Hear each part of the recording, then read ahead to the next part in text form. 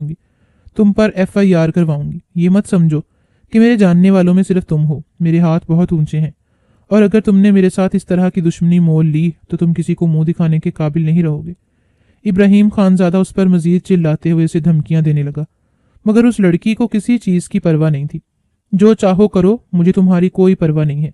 और ये धमकियां काशिफ जैसे मर्द को देना जो तुम्हारे आगे पीछे फिरते हैं और तुम्हारी खुशामद करते हैं। इब्राहिम खानजादा किसी से डरने वाला नहीं है।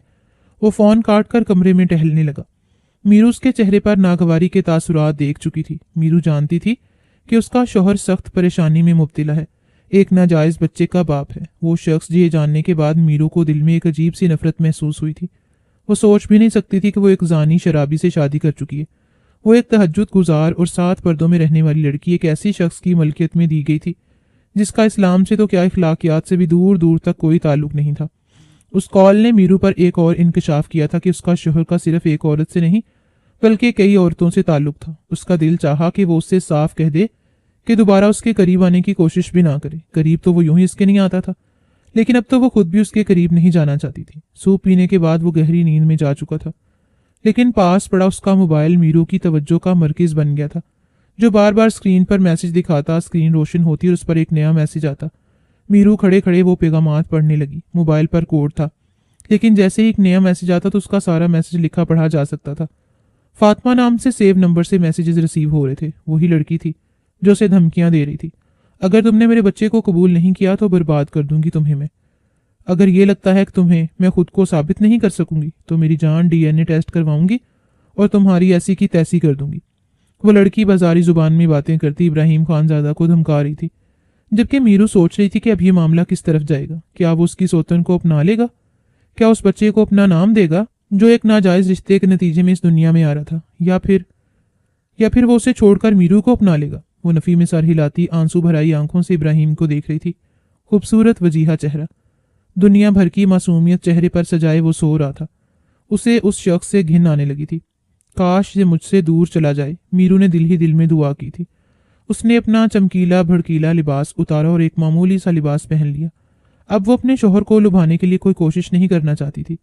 ऐसे शख्स को लुभाकर भी वो क्या करती जिसकी कुर्बत उसे मजीद बेचैनियां बख्शने वाली थी। और वो जो एक नाजायज बच्चे का बाप बनने वाला था, उसके दिल को सुकून आ गया था। वो खुद को पाक समझने लगी थी। उसे अब यूं महसूस होने लगा था जैसा इब्राहिम के हाथ लगाने से वो नापाक हो जाएगी। मगर फहमीदा बेगम को कहाँ चैन आने वाला था? सुबह की सुबह रोशन हुई तो फहमीदा बेगम उसे फिर से बुलाकर वही सवाल दोहराने लगी जिसका उसके पास हमेशा ही कोई जवाब नहीं था। सर झुकाए वो खड़ी रही। अब तो ये भी नहीं कह सकती थी कि इब्राहिम उसके पास नहीं आता, इसीलिए खामोशी रही। वो जानती थी कि इब्राहिम उसको ना ही उसका हक देगा, ना उसकी माँ को वो ये कह सकती थी कि उस सब में कसूरवार इब्राहिम का है। खामोशी से वो बैठी रही और फहमीदा बेगम ने यही समझा कि शायद इसमें कोई इसकी सेहत का मसला है। जल्दी से तैयार हो जाओ, मैं तुम्हें डॉक्टर के पास ले जाती हूँ। डॉक्टर का सुनते ही उसकी जान निकलने लगी, लेकिन अपने मुंह से सच भी नहीं उगल सकती थी।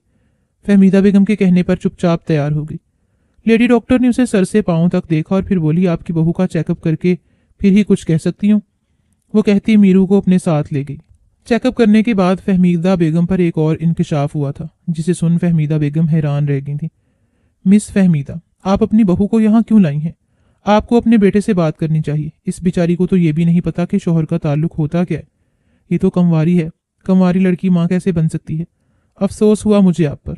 डॉक्टर ने फहमीदा बेगम को आईना दिखाया तो वो अपनी ही बहू को कसूरवार ठहराने लगी। तुम्हें मैंने 100 बार कहा है अपने शौहर के करीब जाओ, उसको लुभाओ, उसे खुश करो, मगर तुम। फहमीदा बेगम डॉक्टर के सामने ही मीरू पर चढ़ दौड़ी थी। इसमें आपकी बहू का कोई कसूर नहीं है फहमीदा बेगम, आपके बेटे को खुद उसके करीब आना होगा। लड़कियां इन मामलात से बेखबर होती हैं। आप अपने बेटे से बात करें, वरना जो मामला आगे नहीं बढ़ने वाला।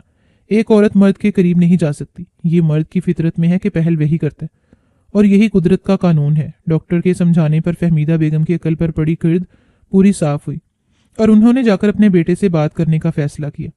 रात के 2 बजे लड़खड़ाता हुआ अंदर आता, जिन्हें देख वो समझ चुकी थी कि उनका बेटा अपनी नापाक रात गुजार कर घर आ रहा था। बेटा यहाँ आओ, मुझे तुमसे बात करनी है। वो जैसा भी था मगर अपनी माँ की इज्जत करना जानता था। जी अम्मा कहें।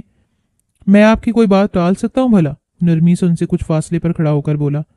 बेटे बात यह है कि मैंने तुम्हारी शादी इसलिए की कि मुझे इस हवेली का वारिस मिल जाए, लेकिन तुम हो कि अपनी बीवी के करीब ही नहीं जाते। बेटा मैं जानती हूँ वो तुम्हें अच्छी नहीं लगती, اس کے کچھ کہنے سے پہلے ہی فہمیدہ بیگم نے اس پر اس کے دل کی بات کہہ کر اس کے دل کا بوجھ ہلکا کر دیا۔ لیکن ایک بار اس کے قریب جا کر اس کا حق تو ادا کر دو، اتنا تو کر ہی سکتے ہو۔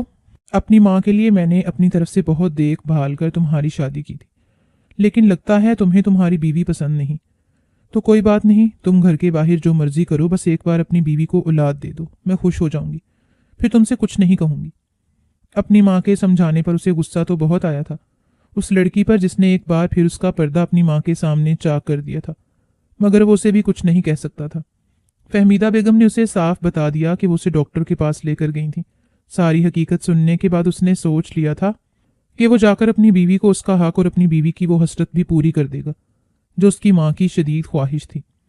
مگر اب میرو پہلے والی میرو نہیں رہی تھی۔ کمرے میں داخل ہوتے ہی وہ اس کی طرف بڑھا، چہرے پر سخت ناگواری چھائی تھی۔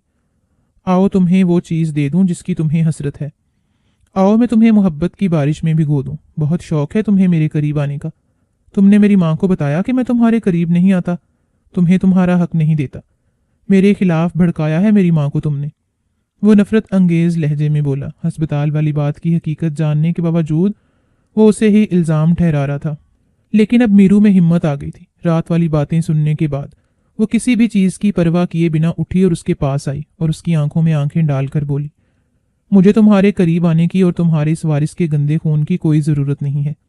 تم ایک زانی شرابی انسان ہو جس سے میں سب سے زیادہ نفرت کرتی ہوں، اور تمہاری حقیقت جاننے کے بعد میں تمہارے قریب آنا تو دور کی بات تم پر تھوکنا بھی پسند نہیں کرتی۔ ابراہیم تو اس کے بدلے بدلے روپ کو دیکھ رہا تھا جو آج شیرنی بن گئی تھی۔ کہاں خاموش رہنے والی تھی اس لڑکی کے سامنے، کھڑی بول رہی تھی۔ وہ حیران تھا اسے ہوا کیا تھا، اس میں اتنی ہمت کہاں سے آ گئی۔ تم نے جس کے ساتھ ناجائز بچہ پیدا کیا وہ وارث لا کے اپنی ماں کو دے دو۔ میں اتنی گری پڑی نہیں ہوں کہ ایک شرابی، زانی اور بد کردار انسان کی اولاد پیدا کروں۔ میں تم سے نفرت کرتی ہوں، ناپاک ہو تم۔ وہ غصے سے دھاڑی تھی، آج دل میں موجود سارا غبار وہ دل سے نکال چکی تھی۔ ابراہیم کی رگیں غصے سے تن گئی تھیں۔ ابراہیم غصے سے اس کی طرف بڑھا ہی تھا کہ ابراہیم کا موبائل رنگ ہوا۔ موبائل پر چمکتا سعد کا نام دیکھ وہ نہ چاہتے ہوئے بھی موبائل اٹھا کر کان کو لگا گیا۔ ہاتھوں کی مٹھیاں بنائے وہ غصے سے میرو کو ہی دیکھ رہا تھا۔ جلدی ہسپتال پہنچو، تمہارے لیے ایک بہت بری خبر ہے، تم نے دیر کی تو تم مزید مشکل میں پھنس جاؤ گے۔ وہ کہتا رابطہ منقطع کر گیا۔ ابراہیم خانزادہ کو فکر پڑ گئی تھی کہ آخر سعد نے ایسا کیوں کہا ہے۔ اس کی کئی لڑکیوں سے مراسم تھے اور پتہ نہیں کون ہسپتال میں پہنچ گیا تھا، کیا معاملہ تھا اسے خود سمجھ نہیں آیا۔ واپس آ کر میرو سے نپٹنے کا سوچ وہ میرو کو اپنے حال پر چھوڑتا ہسپتال بھاگا۔ ہسپتال میں ملاقات اس کے ناجائز بچے کی ماں سے ہوئی۔ کیا ہوا ہے، مجھے یہاں کیوں بلایا ہے؟ ابراہیم سخت ناگواری سے دیکھ کر سعد کو بولا تھا، اندر چلو، ڈاکٹر نے تم سے کچھ بات کرنی ہے۔ سعد نے ناگوار نظر سے ابراہیم کو دیکھ کر کہا، یار اتنا فالتو وقت نہیں ہے میرے پاس، بولو کیا بات ہے۔ ابراہیم وہیں ڈٹ کر کھڑا اس سے پوچھ رہا تھا، تمہارا بیٹا ہوا ہے اور اسے ایڈز کی بیماری ہے۔ ابراہیم پر آسمان ٹوٹ پڑا تھا، وہ حیرت سے پھٹی پھٹی آنکھوں سے سعد کو ہی دیکھ رہا تھا۔ پیچھے سے آتا ڈاکٹر ان دونوں کی گفتگو سن چکا تھا۔ ایسا کیسے ہو سکتا ہے؟ ابراہیم کو اپنی آواز کھائی سے آتی محسوس ہو رہی تھی۔ ماں باپ کو ہی ایڈز تھا، تبھی بچے کو ایڈز ہوا ہے، اور اب آپ کو بھی ٹیسٹ کروانا چاہیے تاکہ ہمیں پتہ چل سکے کہ آپ کے پاس کتنا وقت ہے۔ یہ تو بہت گندی بیماری ہے۔ بے ساختہ ابراہیم کے لبوں نے جنبش کی تھی۔ تم کون سے صاف ستھرے ہو، تم کون سے پاک ہو کہ تمہیں گندی بیماری نہ لگتی؟ اپنا چیک اپ کرواؤ، سعد کرختگی سے کہتا وہاں سے چلا گیا، جبکہ ابراہیم ڈاکٹر کے ساتھ ٹیسٹ کروانے چلا گیا تھا۔ سر ہمارا شک صحیح ہے، آپ کو ایڈز کی بیماری ہے، وہ بھی لاسٹ سٹیج۔ ڈاکٹر کی بات سن ابراہیم کو آنکھوں کے سامنے موت رقص کرتی نظر آنے لگی تھی۔ ابراہیم تو سوچ بھی نہیں سکتا تھا کہ اسے اتنی مہلک بیماری بھی ہو سکتی ہے۔ تم دونوں کے پاس بہت تھوڑا وقت ہے، تم لوگوں نے اپنا پہلے چیک اپ کروایا ہوتا تو شاید ہم کچھ کر سکتے، اور یہ جو تھوڑی چھوٹی موٹی بیماریاں آتی رہتی ہیں، بار بار انفیکشن کا ہونا، اسی بات کی علامت تھا کہ تم ایڈز کے مریض ہو چکے۔ لیکن ایڈز ایک ایسا مرض ہے جس کے بارے میں مریض کو ایک دم پتہ نہیں چلتا، یہ آخری سٹیج پر پہنچ جاتا ہے اور اس وقت جا کے مریض کو اندازہ ہوتا ہے کہ وہ کس مصیبت کا شکار ہو چکا ہے۔ اس لیے ایسی چیزوں سے ڈرنا چاہیے۔ اگر خدا کا خوف نہ ہو تو انسان کو اپنی صحت کا خوف کر لینا چاہیے۔ ڈاکٹر بھی بنا طنز کیے نہ رہ سکا۔ ابراہیم بالکل خاموش ہو گیا تھا۔ ابراہیم اب فاطمہ کو بلیم کر رہا تھا، تم جیسی گندی عورت کی وجہ سے مجھے یہ بیماری لاحق ہوئی ہے۔ وہ غصے سے ادھر ادھر ٹہلتا بے بسی سے دھڑا تھا، میں گندی ہوں تو تم کون سا پاک ہو؟ مجھے کیا پتا، تم بھی تو کئی لڑکیوں کے ساتھ پھرتے ہو۔ وہ ابراہیم خانزادہ کو لاجواب کر گئی تھی۔ वो बिना कुछ कहे वापस घर लौट आया था, खाली हाथ, किसी हारे हुए जवारी की तरह। सुबह का सूरज तलू हो रहा था, हर तरफ मधम मधम रोशनी थी। इब्राहिम खानजादा वापस घर आया तो मीरू को अपने कमरे में जाए नमाज पर बैठी देख मीरू के पास गया। वो रोते हुए दुआ मांग रही थी। दुआ में इस कदर मगन थी कि उसे एहसास ही ना हुआ कि इब्राहिम उसके पास आकर बैठा है। वो चेहरा जिससे उसे नफरत महसूस होती थी, आज वही चेहरा न जाने क्यों उसे भा रहा था। शिद्दत से दिल चाह रहा था कि उसके हर एक नकूश को चूमे। वो अपने लब भींचता उसके गोद में सर रख गया। अपनी गोद में वजन महसूस कर मीरू ने आंखें खोलकर धुंधलाई नजरों से इब्राहिम को देखा। मुझे माफ कर दो, मैंने तुम्हें बदसूरत कहा था। अल्लाह ने मुझे बदसूरत देकर हकीकत दिखा दी। मैं सोच भी नहीं सकता था कि मुझे एड्स हो जाएगा। वो बेबसी की इंतहा पर था। मीरू को अपना दिल कटता हुआ महसूस हुआ था। लाख नफरत सही, लेकिन वो उसका शौहर था। तुम मेरे करीब ना आना। अच्छा है तुम मेरे करीब नहीं आई। मेरे जैसे गंदे इंसान को तुम डिजर्व नहीं करती। वो आंसू साफ करता उठा और फिर बिना मीरू की तरफ देखे वो वहां से गैलरी में चला गया। वो बोलना चाहती थी, लेकिन शायद हो तो उसके सुने ही दिलचस्पी न रखता था। मीरू को ऐसा लगा था जैसे उस पर आसमान टूट पड़ा हो। लाख नफरत सही, लेकिन थी तो वो उसकी बीवी ही। आंखों से न जाने कितने आंसू टूट कर गाल पर फिसले थे। जाए नमाज पर वैसे ही छोड़कर वो उठी और गैलरी की तरफ भागी, जहां इब्राहिम खड़ा चांद को तक रहा था, जो हमेशा करख्त लहजे में गुस्से में हर किसी से बात किया करता था। आज उसकी आंखें नम थीं। वो रो रहा था। मौत ने उसे बेबस कर दिया था। जिंदगी में किए जाने वाले सारे गुनाह किसी फिल्म की तरह उसके सामने चल रहे थे। वो अपनी आंखों को साफ करता पलटा तो सामने खड़ी मीरू को देख रोता हुआ मुस्कुराया। तुम क्यों रो रही हो? तुम्हें तो खुश होना चाहिए। एक जानी शराबी इंसान तुम्हारी जिंदगी से चला जाएगा। खुशियां मनाओ कि तुम पाक हो। तुम्हें मुझ जैसे नापाक इंसान ने नहीं छुआ, मुझ जैसे कचरे के ढेर। अभी वो बोल ही रहा था कि मीरू तड़प कर उसके पास आई और उसके लबों पर हाथ रखा। कैसी बात कर रहे हैं आप? मैंने कभी ऐसा नहीं कहा था कि आप मुझसे। वो भी बोल ही रही थी कि उसे कल रात की मांगी दुआ याद आई। वो नफी में सर हिलाती रोती मुंह मोड़ गई। मेरी मर्जी। उसने कभी ऐसा कहाँ सोचा था कि इसकी दुआ इस तरीके से कबूल हो जाएगी। वहां वो उससे दूर होना चाहती थी, लेकिन वो ये हरगिज नहीं चाहती थी कि उसे कुछ हो। बहुत साफ दिल हो तुम, पाक साफ, साफ पानी के हवाले, जो इंसान के लिए भी रो रही है, जो तुम्हारा गुनाहगार है। चलो मेरी नफरत में तुम्हारा एक फ़ायदा तो हुआ कि तुम्हें वो बीमारी लाहक नहीं हुई जो मुझे है। वो अजियत से मुस्कुराया और उसे वहीं छोड़ वॉशरूम की तरफ बढ़ा। मीरू अपनी सिसकियां दबाती उसके पीछे आई और वहीं बेड पर बैठ गई। वो वजू बनाए बाहर आया। आज वो पहली दफा वो अपने रब के हजूर खड़ा हुआ था। आंखों से आंसू पट तोड़कर बाहर आए। देखते ही देखते उसकी हिचकियां बन गई। वो अपने किए तमाम गुनाहों की अपने रब से रो रो कर माफी मांग रहा था। आवाज में तकलीफ, बेबसी, खौफ साफ वाजे था। वो अपने रब से डर रहा था, अपने गुनाहों की माफी मांग रहा था। वो किसी बच्चे की मानिंद रो रहा था। मीरू को अपना दिल बंद होता हुआ महसूस हुआ। वो आकर उसके पास बैठी। आप एक दफा इस बीमारी का इलाज तो करवाएं।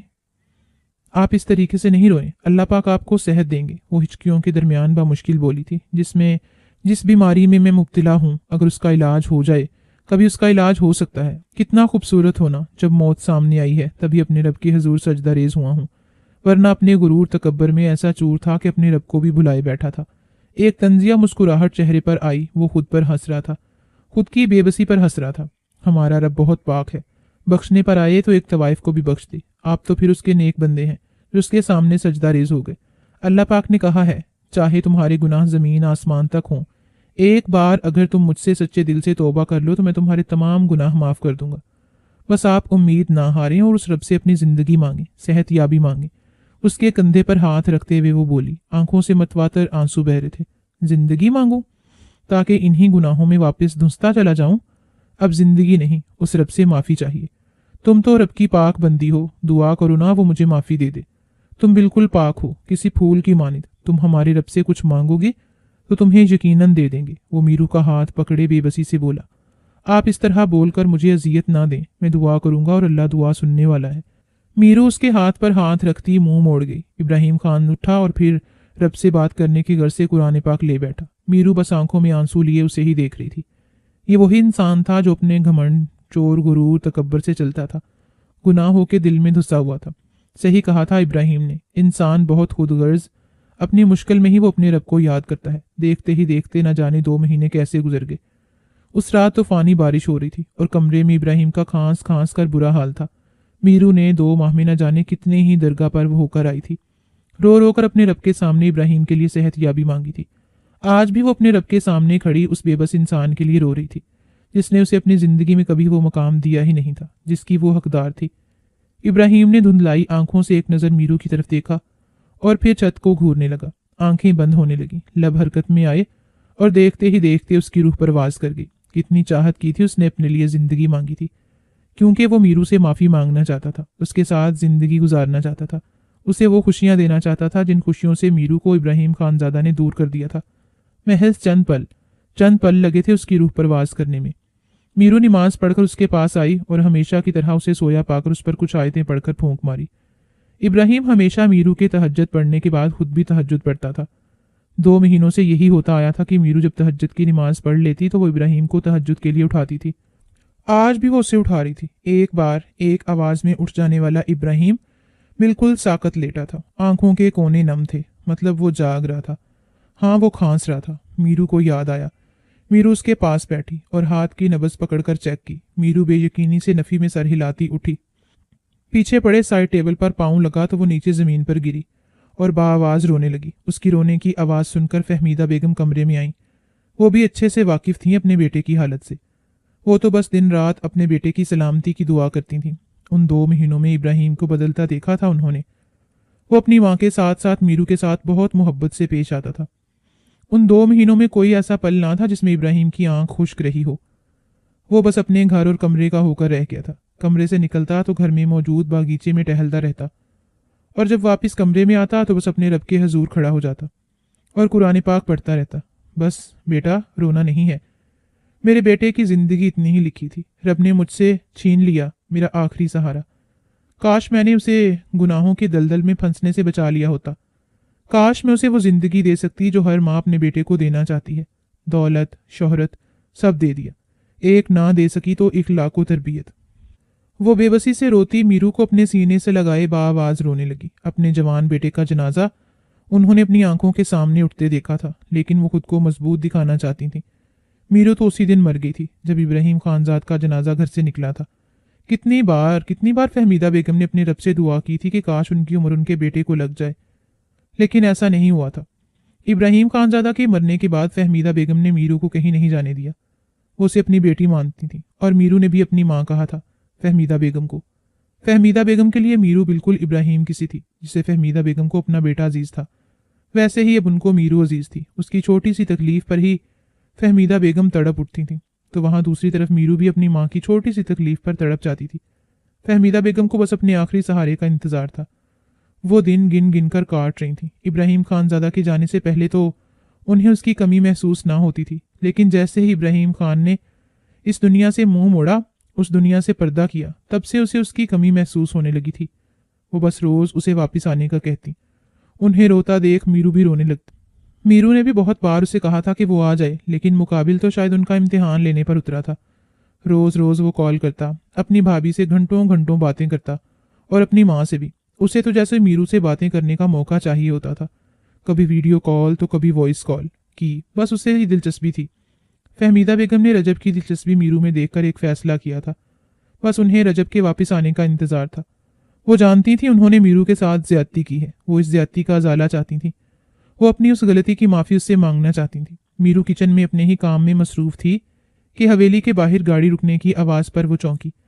پہلے تو کبھی ان کی حویلی میں کوئی نہیں آیا تھا۔ فہمیدہ بیگم خود ہی کاروبار سنبھالے ہوئے تھیں، گھر تک تو کوئی معاملات نہ لاتی تھیں، اور آج پھر فہمیدہ بیگم کی چھٹی تھی، وہ تو اپنے کمرے میں آرام کر رہی تھیں، تو پھر کون تھا جو ان سے ملنے کے لیے آیا تھا؟ میرو اپنا کام چھوڑ کر کچن سے اپنے ہاتھ صاف کرتی باہر نکلی اور چھوٹے چھوٹے قدم اٹھاتی حویلی کے دروازے کی طرف بڑھی۔ فہمیدہ بیگم پہلے ہی وہاں موجود تھیں۔ میرو نے حیرت سے فہمیدہ بیگم کو دیکھا، جو کہ کچھ دیر تو پہلے اپنے کمرے میں تھی، لیکن اب آنکھوں میں آنسو لیے دروازے کے ساتھ لگے کھڑی دروازے کے باہر دیکھ رہی تھیں۔ مما، آپ کی طبیعت ٹھیک نہیں ہے، آپ یہاں؟ میرو بول رہی تھی کہ وہ بڑے بڑے قدم اٹھاتا حویلی کا دروازہ عبور کر گیا اور اپنی ماں کو سینے سے لگا کر اوپر اٹھاتے ہوئے ایسے گھمایا جیسے کوئی باپ اپنی چھوٹی بیٹی کو گھماتا ہے۔ میرو نے حیرت سے اپنے سامنے کھڑے رجب کو دیکھا، کتنا مختلف تھا وہ ویڈیو کال سے۔ وہ تو اسے چھوٹا سا بچہ سمجھتی تھی، لیکن وہ تو اس سے بھی لمبا اور اس سے بھی بڑا لگ رہا تھا۔ وہ نہ جانے کن باتوں میں، کن شکوہ شکایت میں مصروف تھے، لیکن میرو، وہ تو بس رجب کے چہرے میں ہی کہیں کھوئی ہوئی تھی۔ اسے ڈھیروں شرم نے آن گھیرا تھا۔ وہ تو رات تک اس سے بات کیا کرتی تھی، نہ جانے وہ کیا سوچتا ہوگا میرو کے بارے میں۔ ये सोच आते ही वो शर्म से मरने को थी। रजब बिल्कुल इब्राहिम की कॉपी था। आखिर होता भी क्यों ना, दोनों जुड़वा ही तो थे। फहमीदा बेगम ने कभी अपने उस बेटे को मीरू के सामने जिक्र ही नहीं किया था। वो तो उनकी शादी में भी नहीं था। इब्राहिम का जब जनाजा घर से उठने लगा तब उन्होंने अपने उस बेटे का जिक्र किया था, और तब मीरू हैरान रह गई थी कि इब्राहिम के अलावा भी उनका कोई बेटा है। उस वक्त वीडियो कॉल पर इब्राहिम का आखिरी चेहरा उसे दिखाया गया था। तब उसने ये बात कही थी कि मेरा भाई जिंदा है और हमेशा जिंदा रहेगा, क्योंकि उसका भाई उसमें सांसें लेता है, कि वो अपने भाई की ही कॉपी है। मीरू मुंह झुकाए खड़ी थी कि वो उसके पास आया, मीरू के सर पर हाथ रखा। तुम जिसे छोटा कहकर चिढ़ाती थी, कैसा लगा ये जानकर कि वो छोटा सा बच्चा है, तुम उससे उम्र में कई साल बड़ा है। वो उसे छेड़ रहा था। मीरू ने टेढ़ी नजर करके उसे देखा, फिर फहमीदा बेगम के पीछे जा छुपी। फहमीदा बेगम नफी में सर हिलाती मुस्कुराई। वो जो फैसला कर चुकी थी वो उसमें देर नहीं करना चाहती थी, जो आज खाने के टेबल पर ही सब बातें खत्म कर देना चाहती थी। और ऐसा ही हुआ था। उन्होंने खाने के टेबल पर जब अपनी बात रखी, मीरू को ढेरों शर्म ने आन घेरा। वो तो बस सर झुकाए बैठी थी, उसे भी कोई एतराज ना था, लेकिन वो एक बेवा थी और रजब ने भी शादी ही नहीं की थी। आखिर कैसे वो उससे शादी के लिए मनाता। वो बस मुंह झुकाए बैठी थी, लेकिन रजब के अल्फाज सुनकर वो हैरान ही रह गई थी कि उसे भी कोई एतराज ना था, लेकिन वो क्यों एक बेवा से शादी कर रहा था। मीरू फहमीदा बेगम के अल्फाज सुन वो कुछ पुरसुकून हुई थी। रजब उसे पसंद करता था, इसीलिए वो उससे निकाह करना चाहता, और ये बात फहमीदा बेगम ने खुद नहीं, रजब ने ही फहमीदा बेगम के सामने पहली ही बार ये बात रख दी थी। जब रजब ने पहली बार मीरू को देखा था, मीरू से बात की थी, पहले तो फहमीदा बेगम ने ना मानी, लेकिन फिर अपने बेटे की खुशी और घर के वारिस की चाहत में उन्होंने भी हामी भर दी थी। सादगी से निकाह कर दिया गया। मीरू भी अपने शौहर के साथ खुश थी। उसने इस बात से खुदा का शुक्र किया था कि इब्राहिम ने उसे छुआ नहीं था, वरना वो भी एक बेदर्द मौत मरती।